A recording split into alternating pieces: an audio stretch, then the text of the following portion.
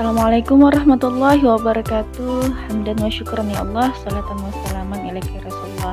Apa kabar anak ustazah semuanya? Mudah-mudahan sehat walafiat ya. Berjumpa lagi hari ini di hari Kamis tanggal 15 Oktober tahun 2020. Pembahasan hari ini adalah tema 4, subtema 3, pembelajaran yang keempat tentang interaksi sosial. Insyaallah bersama Ustazah Mutiah. Sudah siap ya anak ustazah semuanya ya? Oke, kita baca basmalah dulu. Bismillahirrahmanirrahim. Di video kali ini, kita kembali belajar pada tema 4, subtema 3, muatan pelajaran ilmu pengetahuan sosial. Interaksi sosial dalam berbagai bidang. Proses interaksi dapat terjadi apabila ada pertemuan dua orang atau lebih.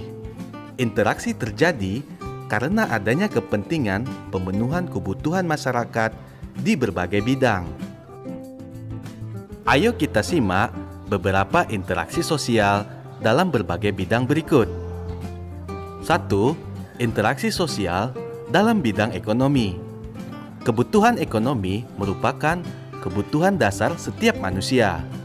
Contoh interaksi dalam bidang ekonomi yaitu kegiatan jual beli di pasar, kegiatan jual beli di toko buah, kegiatan jual beli di toko sembako, dan kegiatan jual beli perumahan.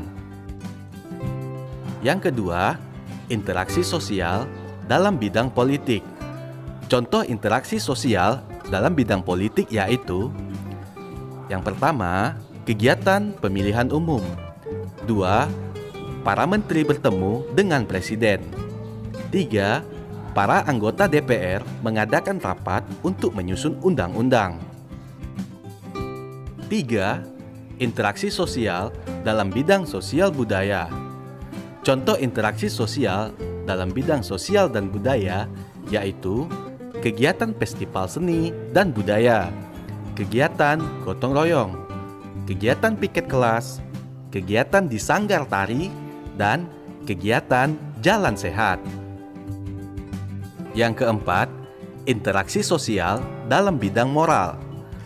Contoh interaksi sosial dalam bidang moral yaitu memberi salam pada guru, menyalami orang tua ketika akan pergi ke sekolah, menghormati orang yang sudah tua. Itu tadi interaksi sosial yang terjadi dalam berbagai bidang, yaitu dalam bidang ekonomi, bidang politik, kemudian sosial budaya, dan juga bidang moral. Semoga bisa dipahami ya.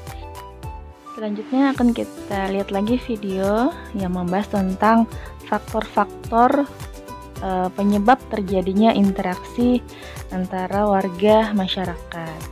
Yuk kita simak sama-sama. Selanjutnya, faktor penyebab terjadinya interaksi antara warga masyarakat yaitu: pertama, perbedaan kandungan sumber daya alam pada setiap daerah. Jadi tiap daerah itu memiliki hasil atau sumber daya alam yang berbeda-beda. Ada yang kaya dengan hasil tambang, ada yang kaya dengan hasil hutan, ada juga daerah lain yang kaya dengan hasil laut dan sebagainya.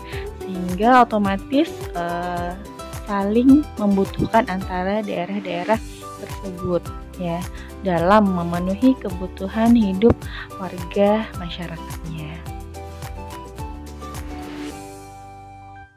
Yang kedua yaitu perbedaan kondisi demografis, yaitu tentang keadaan penduduk ya.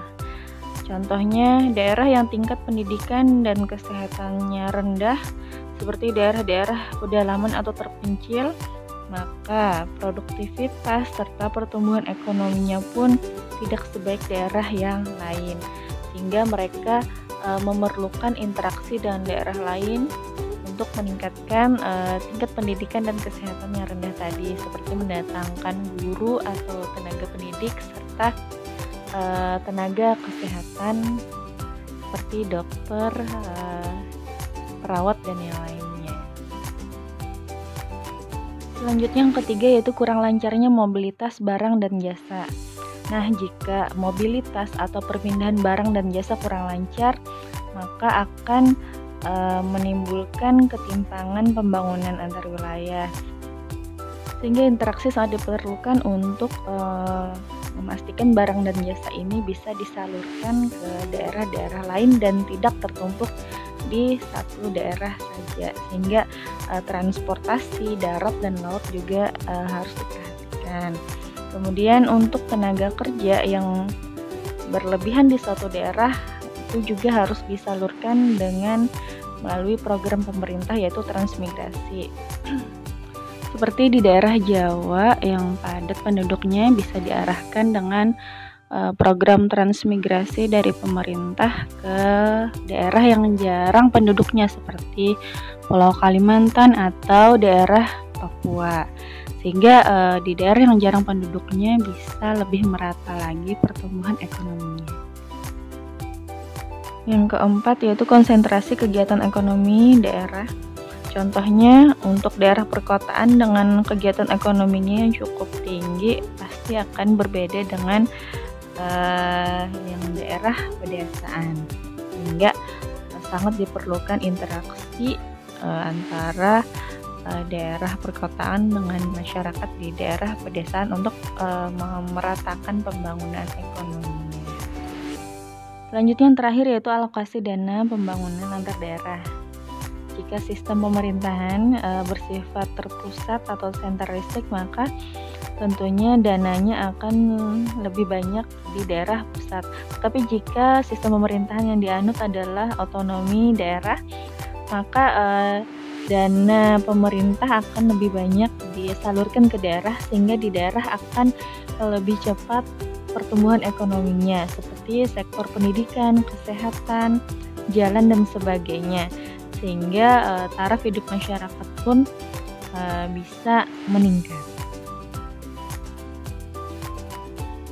Demikian materi kita hari ini tentang interaksi sosial yang terjadi dalam berbagai bidang serta faktor-faktor penyebab terjadinya interaksi antara warga masyarakat. Semoga bisa dipahami ya penjelasan dari Ustazah tadi. Demikian dari Ustazah. Salah hilaf mohon maaf. Wassalamualaikum warahmatullahi wabarakatuh.